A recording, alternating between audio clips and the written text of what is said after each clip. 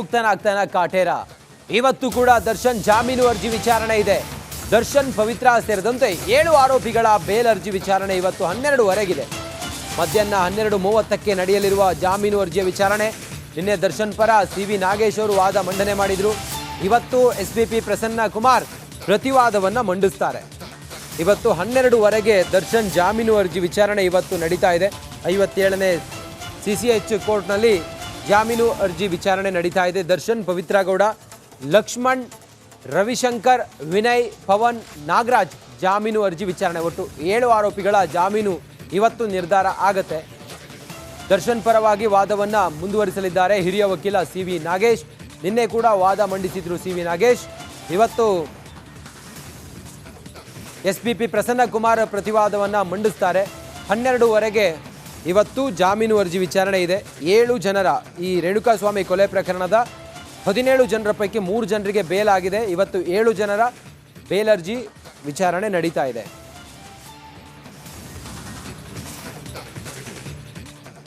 ನಿನ್ನೆ ದರ್ಶನ್ ಜಾಮೀನು ಅರ್ಜಿ ವಿಚಾರಣೆ ಸಿಟಿ ಸಿವಿಲ್ ಕೋರ್ಟ್ನಲ್ಲಿ ನಡೆದಿತ್ತು.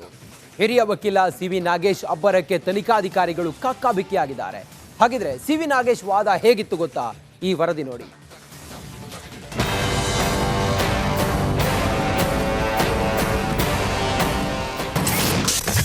ಕೊಲೆ ಕೇಸಲ್ಲಿ ದರ್ಶನ್ ಜಾಮೀನು ಫಿಕ್ಸ್. ಕಟಕಟೆಯಲ್ಲಿ ವಕೀಲ ಸಿ.ವಿ. ನಾಗೇಶ್ ಆರ್ಭಟ.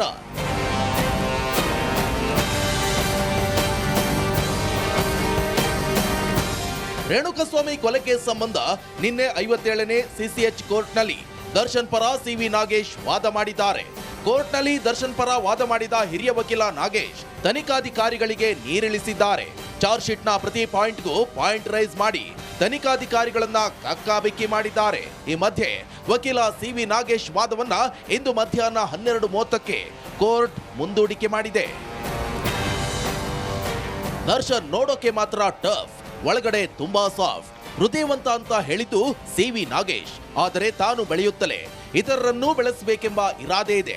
ದರ್ಶನ್ ಅವರ ಪಾತ್ರ ರೇಣುಕಾಸ್ವಾಮಿ ಪ್ರಕರಣದಲ್ಲಿ ಎಷ್ಟಿದೆ ಎಂಬ ಪ್ರಶ್ನೆಗೆ ಉತ್ತರ ಸದ್ಯದಲ್ಲಿಯೇ ಸಿಗಬೇಕಾಗಿದ್ರು ಇದು ಕ್ಲಾಸಿಕ್ ತನಿಖೆ ಅಲ್ಲ, ಇದು ಕ್ಲಾಸಿಕ್ ವೈಫಲ್ಯ ಅಂತ ದರ್ಶನ್ ಪರ ವಕೀಲ ಸಿ.ವಿ. ನಾಗೇಶ್ ವಾದ ಮಂಡನೆ ಮಾಡಿದ್ದಾರೆ. ಹಾಗಿದ್ರೆ ದರ್ಶನ್ ಪರ ವಕೀಲ ಸಿ.ವಿ. ನಾಗೇಶ್ ವಾದ ಹೇಗಿತ್ತು ಗೊತ್ತಾ? ನಟ ದರ್ಶನ್ ವಿರುದ್ಧದ ಎಲ್ಲ ದಾಖಲೆಗಳು ಸುಳ್ಳು, ಎಲ್ಲ ರಿಕವರಿ ಸಾಕ್ಷಿಗಳನ್ನ ಪ್ಲಾಂಟ್ ಮಾಡಲಾಗಿದೆ. ಅರೆಸ್ಟ್ ಆದ ದಿನದಿಂದಲೇ ಸುಳ್ಳು ದಾಖಲೆ ಸೃಷ್ಟಿಯಾಗಿದೆ. ಶೆಡ್ನಲ್ಲಿ ಸಿಕ್ಕಿರುವ ಮರದ ತುಂಡು, ಕಟ್ಟಿಗೆಗಳು ಸುಳ್ಳು, ನೈಲಾನ್ ಹಗ್ಗ, ಎಲ್ಲ ಸಾಕ್ಷಿಗಳು ಸುಳ್ಳು ಸುಳ್ಳು. 2 ಅಡಿ ಉದ್ದದ ಲಾಠಿ ಸುಳ್ಳು, ರಕ್ತದಿಂದ ಕೂಡಿದ ಲಾಠಿ ಸುಳ್ಳು. ದರ್ಶನ್ರನ್ನ ಘಟನಾ ಸ್ಥಳಕ್ಕೆ ಕರೆದುಕೊಂಡು ಹೋಗಿಲ್ಲ. ಖಾಲಿ ಬಾಟಲಿ ತೋರಿಸಿ ಸ್ಟೋನಿ ಬ್ರೂಕ್ ಲೇಬಲ್ ಹಾಕಿದ್ದಾರೆ.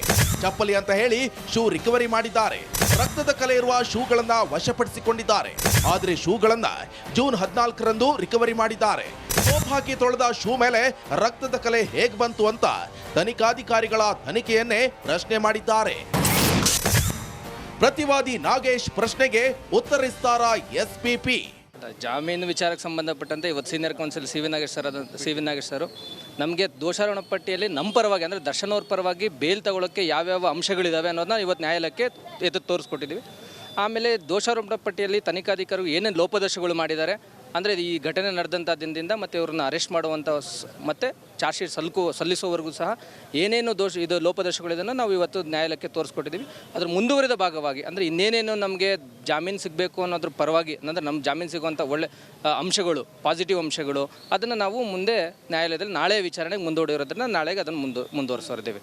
ಏನು ದರ್ಶನ್ ಪರ ವಕೀಲ ಸಿ.ವಿ. ನಾಗೇಶ್ರ ಪ್ರತಿ ಪ್ರಶ್ನೆಗೆ ಇಂದು ಎಸ್ಪಿಪಿ ಪ್ರಸನ್ನ ಕುಮಾರ್ ಉತ್ತರ ನೀಡ್ತಾರ? ಚಾರ್ಜ್ ಶೀಟ್ ನಲ್ಲಿರುವುದು ಲೋಪ ಅಲ್ಲ ಎಂಬುದನ್ನ ಉತ್ತರಿಸ್ತಾರೆ ಎಂಬುದನ್ನ ಇಂದು ಕೋರ್ಟ್ನಲ್ಲಿ ವಿಚಾರಣೆಯಲ್ಲಷ್ಟೇ ನೋಡಬೇಕಾಗಿದೆ. ಒಟ್ಟಾರೆ ಇಂದು ಮಧ್ಯಾಹ್ನ 12:30ಕ್ಕೆ ವಿಚಾರಣೆ ಮುಂದೂಡಿಕೆಯಾಗಿದ್ದು ಇಂದು ಸಹ ಕೋರ್ಟ್ನಲ್ಲಿ ಸಿ.ವಿ. ನಾಗೇಶ್, ಎಸ್ಪಿಪಿ ಪ್ರಸನ್ನ ಕುಮಾರ್ ಮುಖಾಮುಖಿಯಾಗಲಿದ್ದು ಇಬ್ಬರ ವಾದ ಪ್ರತಿವಾದ ಹೇಗಿರಲಿದೆ ಎಂಬುದನ್ನ ಕಾದು ನೋಡಬೇಕಿದೆ. Nagaraju, crime bureau, Republic Kannada. ಇಂದಿನಿಂದ 4 ದಿನಗಳ ಕಾಲ ರಾಜ್ಯದಲ್ಲಿ ಭಾರೀ ಮಳೆಯಾಗುವ ಸಾಧ್ಯತೆ ಇದೆ ಎಂದು ಹವಾಮಾನ ಇಲಾಖೆ ಮುನ್ಸೂಚನೆಯನ್ನು ಕೊಟ್ಟಿದೆ.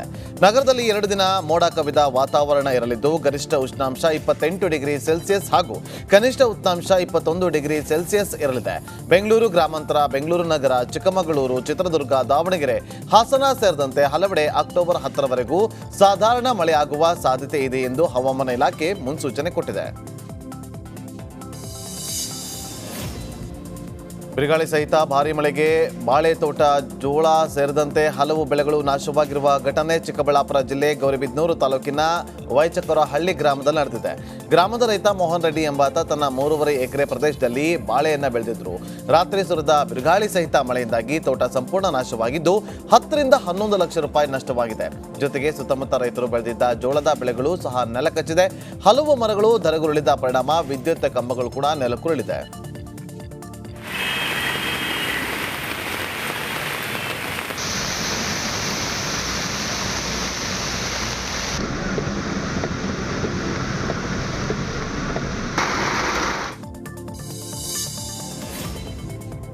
ಚಿಕ್ಕಮಗಳೂರಿನ ಮಲೆನಾಡು ಭಾಗದಲ್ಲಿ ಭಾರೀ ಮಳೆ ಹಿನ್ನೆಲೆ ಗೌರಿಗುಂಡಿಯಲ್ಲಿ ರಸ್ತೆಗೆ ಮರ ಉರುಳಿ ಬಿದ್ದಿದೆ. ರಸ್ತೆಗೆ ಮರ ಬಿದ್ದಿದ್ದರಿಂದ ವಾಹನ ಸಂಚಾರ ಅಸ್ತವ್ಯಸ್ತವಾಗಿತ್ತು.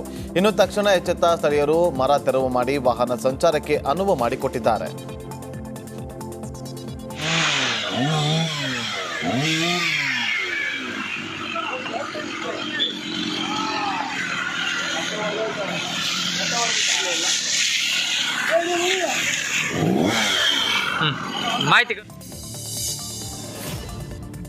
ಇನ್ನು ಕೊಪ್ಪಳ ಜಿಲ್ಲೆಯ ಹಲವೆಡೆಯೂ ಕೂಡ ಮಳೆ ಆರ್ಭಟ ಜೋರಾಗಿತ್ತು. ನಿನ್ನೆ ಸಂಜೆ ಸುರಿದ ಭಾರೀ ಗಾಳಿ ಸಹಿತ ಮಳೆಗೆ ಮೆಣಸಿನಕಾಯಿ ಗಿಡಗಳು, ಕಲ್ಲಂಗಡಿ ಬೆಳೆ ಕೂಡ ನಾಶ ಆಗಿದೆ. ಕುಷ್ಟಗಿ ತಾಲೂಕಿನ ಬಚ್ಚಿನಾಳ ಗ್ರಾಮದಲ್ಲಿ ಮಳೆ ಹೊಡೆತಕ್ಕೆ ಕಲ್ಲಂಗಡಿಗಳ ಬೀಜಗಳು ಕೊಚ್ಚಿಕೊಂಡು ಹೋಗಿದೆ. ಲಕ್ಷಾಂತರ ರೂಪಾಯಿ ಬೆಳೆಯನ್ನ ಕಳೆದುಕೊಂಡು ರೈತರು ಕಂಗಾಲಾಗಿದ್ದಾರೆ. ಬೆಳೆಯನ್ನ ಬೆಳೆದಕ್ಕೆ ಸಾವಿರಾರು ರೂಪಾಯಿ ಖರ್ಚು ಮಾಡಿದ್ವಿ, ಮಳೆಯಿಂದ ಬೆಳೆ ಹಾಳಾಗಿದೆ, ದಯವಿಟ್ಟು ನಮಗೆ ಪರಿಹಾರ ಕೊಡಿ ಅಂತ ಸರ್ಕಾರದಲ್ಲಿ ಮನವಿಯನ್ನ ಮಾಡಿಕೊಂಡಿದ್ದಾರೆ.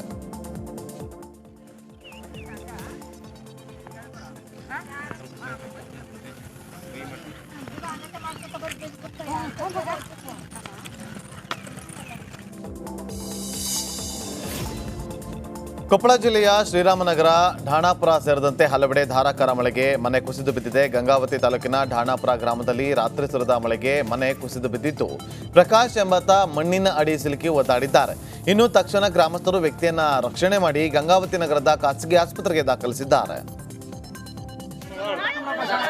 ಎಲ್ಲ ಮಂದಿನ ಸತ್ತಿಗೆ ನೋಡ ಅವ್ರು ಗೊತ್ತಾಗ್ತವ್ರಿಗೆ